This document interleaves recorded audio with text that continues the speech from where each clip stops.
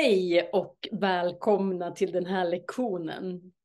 Idag tänkte jag ta upp frågeord och exempelmeningar.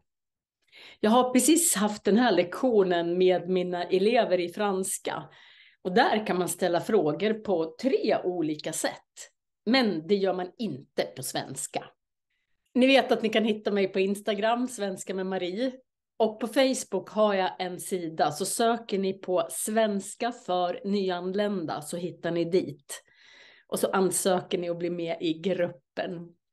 Som vanligt så sitter jag och flera timmar och lägger till undertexter. Så det finns faktiskt 100 undertexter. Jag ser lite tufsig ut idag, lite röd om näsan och sen är jag lite förkyld. Jag har varit förkyld en hel vecka. Jag har till och med varit hemma från skolan idag. Därför att jag hostar så mycket.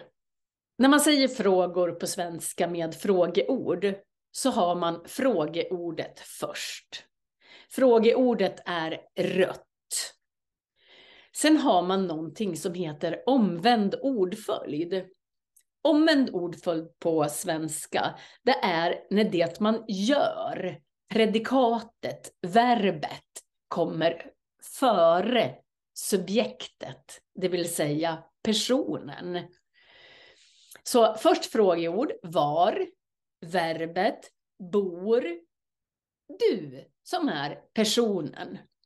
Jag börjar med det vanliga frågeordet var. Var är frågeordet? Jag har samma predikat, samma verb, bor. Och sen har jag visat att man kan ha olika typer av subjekt. Man kan ha du, ett personligt pronomen. Man kan ha ett namn, Lisa. Man kan ha flera ord som din syster eller din mammas syster. Så subjektet kan se olika ut. Var bor du? Var bor Lisa? Var bor din syster? Men var bor din mammas syster? Jag vill att ni ska se mönstret. Det är därför jag har färglagt. Så frågeordet står i rött. Verbet, predikatet, står i blått. Och subjektet står i grönt. När kommer du? När kommer Lisa? När kommer din syster? När kommer din mammas syster? Hur? Hur gör du? Hur gör Lisa? Hur gör din syster? Hur gör din mammas syster? Här brukar man lägga till ett ord bakom. Hur gör du pannkakor?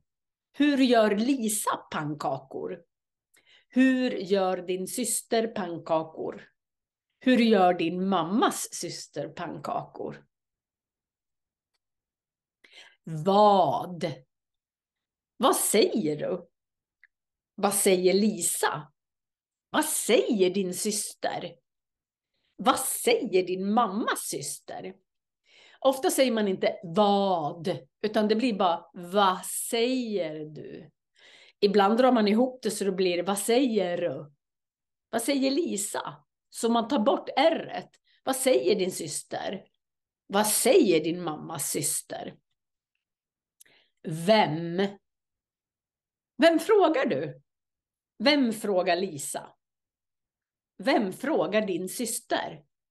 Vem frågar din mammas syster? Ofta när man säger vem så har man en preposition med. Alltså, vem pratar du med? I vissa språk så säger man alltid med vem pratar du? Och det kan man göra på svenska också. Så man kan sätta med vem pratar du? Eller vem pratar du med? Så det går att sätta den på olika sätt. Vanligaste är ändå att sätta den efter, som jag har gjort här.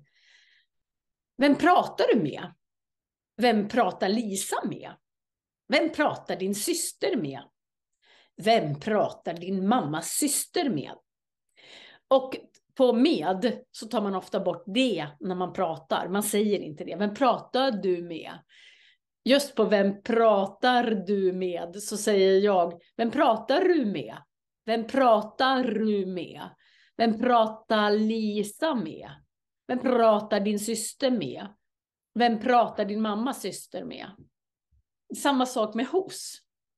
Man kan säga, hos vem bor du? Hos vem bor Lisa? Jag har valt att sätta hos sist. Vem bor du hos?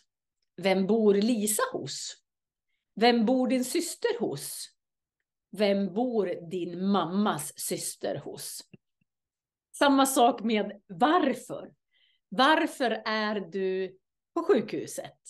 Oftast kommer det någonting efteråt också. Varför är Lisa på sjukhuset? Varför är din syster på sjukhuset?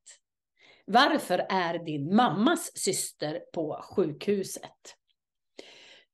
Det här kanske är en fråga som man inte ska ställa till någon. Men vi låtsas att ni är på sjukhuset. Och där får man faktiskt ställa de här frågorna. Hur mycket väger du? Här säger jag, hur mycket väger du? Hur mycket väger du? Hur mycket väger du? Jag hoppar över ganska många bokstäver. Hur mycket väger Lisa? Hur mycket väger din syster? Hur mycket väger din mammas syster? Så när man pratar så hoppar man gärna över T i mycket och R i väger. Efter hur många, då har man oftast ett antal. Alltså hur många barn, hur många äpplen, hur många hus och så vidare. Hur många barn har du? Hur många barn har Lisa? Hur många barn har din syster?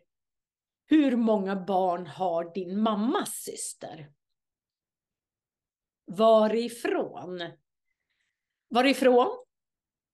Frågeord, kommer, verb, predikat, du, subjekt. Varifrån kommer du? Varifrån kommer Lisa? Varifrån kommer din syster? Varifrån kommer din mammas syster? Här säger jag inte heller R på kommer. Vilken, vilket eller vilka.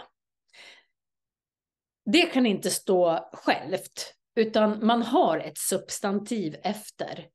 Man säger vilken framför alla n-ord, vilket framför alla ett-ord och vilka framför pluralord. Vilken kurs läser du? Vilket äpple köper Lisa? Vilka kurser läser din syster? Vilka äpplen köper Lisa? Man har samma pluralform både för en och ett ord.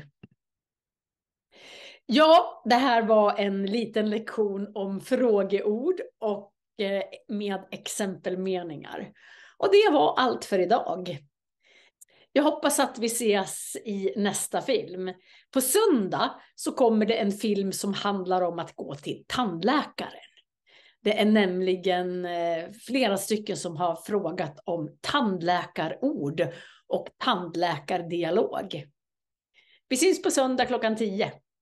Hej då!